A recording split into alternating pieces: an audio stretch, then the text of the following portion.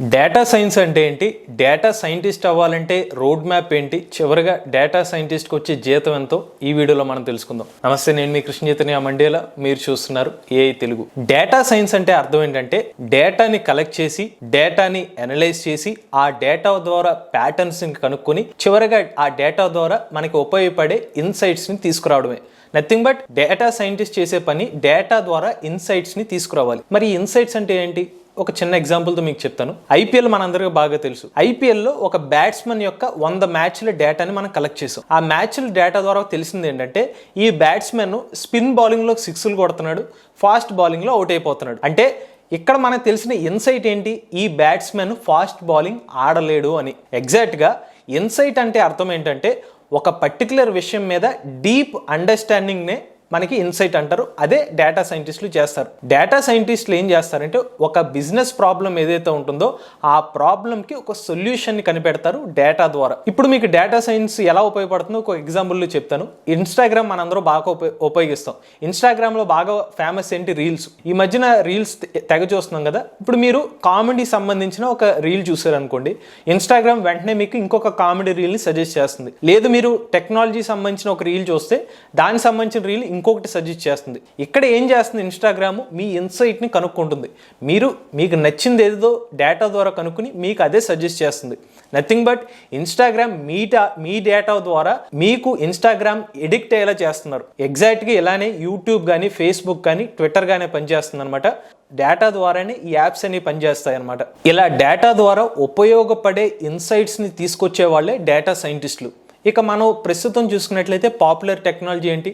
Artificial intelligence. ఈ artificial intelligence పనిచేయాలంటేనే ప్రధానంగా కావాల్సింది డేటా. ఆ డేటాని ఇచ్చేవాళ్ళు డేటా సైంటిస్టులే. దీన్ని బట్టి అర్థం చేసుకోవచ్చు డేటా సైన్స్కి ఉన్న డిమాండ్ ఏంటో. ఇక డేటా సైన్స్లో 3 స్టెప్స్ ఉంటాయండి. మొదటిది డేటా కలెక్షన్, రెండోది డేటా అనలైజేషన్, మూడోది గెట్ ఇన్సైట్స్. చివరిగా మనం డేటా ద్వారా వచ్చే ఇన్సైట్స్ ద్వారానే ఏదైనా వ్యాపారానికి సంబంధించిన ప్రాబ్లమ్స్ ఏమి ఉంటే దానికి సొల్యూషన్ అనేది ఇస్తూ ఉంటాం. ఇదివరకు మనకి డేటా అనేది చాలా తక్కువగా ఉండేది. కంపెనీస్ తక్కువ మొత్తం డేటాలో వర్క్ చేసేవాళ్ళు. కానీ ఇప్పుడు చూసుకున్నట్లయితే డేటా విపరీతంగా పెరిగిపోయింది. ప్రతి ఒక్కళ్ళు కూడా ఈజీగా 1 GB నుండి 2 GBలు ఆగొట్టేస్తున్నాం. భారతదేశంలో 60 కోట్ల మంది మొబైల్ ఫోన్ యూజర్స్ ఉన్నారు. అంటే రోజుకి కొన్ని 100 కోట్ల డేటా అనేది వస్తుంది. అంటే మొన్నటి వరకు డేటా మీద వర్క్ చేస్తే ఇప్పుడు మనం బిగ్ డేటా మీద వర్క్ చేయాల్సి వస్తుంది. ఇదివరకు మనం డేటా ఎంటర్ చేయాలంటే ఎక్సెల్లో ఎంటర్ చేసేవాళ్ళు. కానీ అదే డేటాని మనం పెద్ద ఫార్మాట్లో ఎంటర్ చేయాలంటే పవర్ బిఐ, ట్యాబ్లు వంటి విజువలైజేషన్ టూల్స్ని ఉపయోగిస్తాం. చివరిగా డేటా సైంటిస్టులు ఎలా ఉపయోగపడతారంటే బిజినెస్ సంబంధించిన ప్రాబ్లమ్స్ సాల్వ్ చేయడానికి ఉపయోగపడతారు, రియల్ లైఫ్ ప్రాబ్లమ్స్కి సొల్యూషన్స్కి ఉపయోగపడతారు. ఏదైనా ప్రాజెక్ట్ వర్క్ చేస్తే దాంట్లో కూడా డేటా సైంటిస్టులు ఉపయోగపడతారు. మీరు డేటా సైంటిస్ట్ అవ్వాలంటే 5 స్టెప్స్ అనేవి ఫాలో అవ్వాలి. మొదటి స్టెప్ ఏంటంటే మీరు ఒక ప్రోగ్రామింగ్ లాంగ్వేజ్ నేర్చుకోవాలి. ప్రోగ్రామింగ్ లాంగ్వేజ్లో డేటా సైంటిస్ట్ కోసం పైథాన్, ఆర్ ప్రోగ్రామింగ్ లాంగ్వేజెస్ ఉన్నాయి. ఈ రెండిట్లో బాగా పాపులర్ ఏంటంటే పైథాన్ అనమాట. కారణం ఇందులో ఎక్కువ లైబ్రరీస్ అనేవి ఉంటాయి, ఈజీగా ఆపరేట్ చేసుకోవచ్చు అనమాట. అలానే పైథాన్లో మరీ డీప్గా అవసరం లేదండి. డేటా టైప్స్, వేరియబుల్స్, లూప్స్ వంటి కాన్సెప్ట్స్ అనేవి మీరు నేర్చుకోండి ఇనీషియల్గా మీకు ఒక ఐడియా కోసం అనుకుంటే కనుక. ఆ తర్వాత పైథాన్లో మీరు ఒక 2 లైబ్రరీస్ అనేవి నేర్చుకోండి అనమాట. అదేంటంటే NumPy మరియు పాండాస్. పాండాస్ని మనం డేటా అనాలిసిస్ కోసం యూజ్ చేస్తాం, NumPy ఏమో మ్యాథమెటికల్ ఫంక్షన్స్ కోసం యూజ్ చేస్తాం అనమాట. ఇక రెండో స్టెప్ ఏంటంటే మ్యాథమెటిక్స్ అనమాట.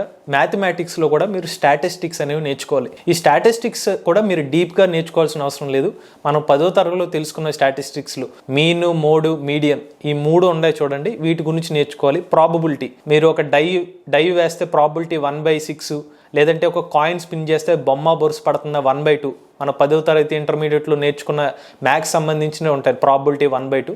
ఆ 2 కాన్సెప్ట్స్ బేసిక్స్ అనేవి బాగా నేర్చుకోండి. ఇక మూడో స్టెప్ ఏంటంటే విజువలైజేషన్ టూల్. మీరు ఒక విజువలైజేషన్ టూల్ అనేది నేర్చుకోవాలి. ఎందుకంటే మీరు గ్రాఫ్స్ అనేవి క్రియేట్ చేయాల్సి వస్తుంది, పై చార్ట్స్ వంటివి క్రియేట్ చేయాల్సి వస్తుంది, అలానే చార్ట్స్ వంటివి క్రియేట్ చేయాల్సి వస్తుంది. ఇప్పుడు మనకి ఎందుకు విజువలైజేషన్ టూల్ నేర్చుకోవాలంటే, ఉదాహరణకి మీరు ఒక స్కూల్ అటెండెన్స్కి ఒక చార్ట్ ప్రిపేర్ చేయాలనుకోండి, సరిపోద్ది, చిన్న టూల్ సరిపోద్ది. కానీ ఆంధ్రప్రదేశ్లో ఉన్న స్కూల్ అన్నిటికీ అటెండెన్స్ డేటా క్రియేట్ చేయాలంటే, భారతదేశంలో ఉన్న స్కూల్ అన్నిటికీ అటెండెన్స్ డేటా క్రియేట్ చేయాలంటే చిన్న చిన్న టూల్స్ సరిపోవు కాబట్టి మనకి పెద్ద టూల్స్ అనేవి అవసరం అవుతాయి.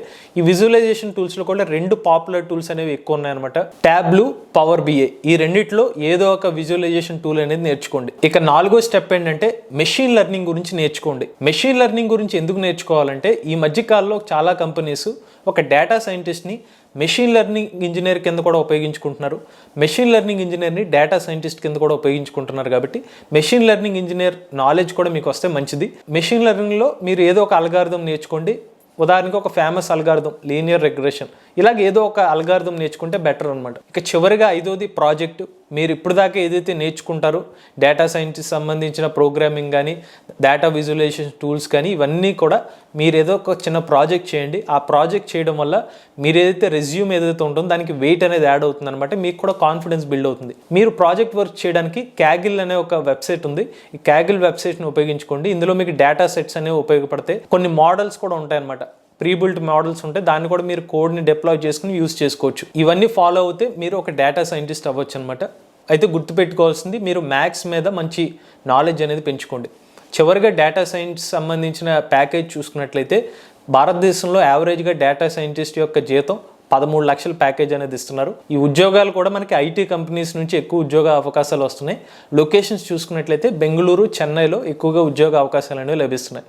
ఇది డేటా సైంటిస్ట్ అవ్వడానికి పూర్తి రోడ్ మ్యాప్ అనమాట. ఈ వీడియో కనుక మీకు నచ్చినట్లయితే తెలుగు ఛానల్ని సబ్స్క్రైబ్ చేసుకోండి.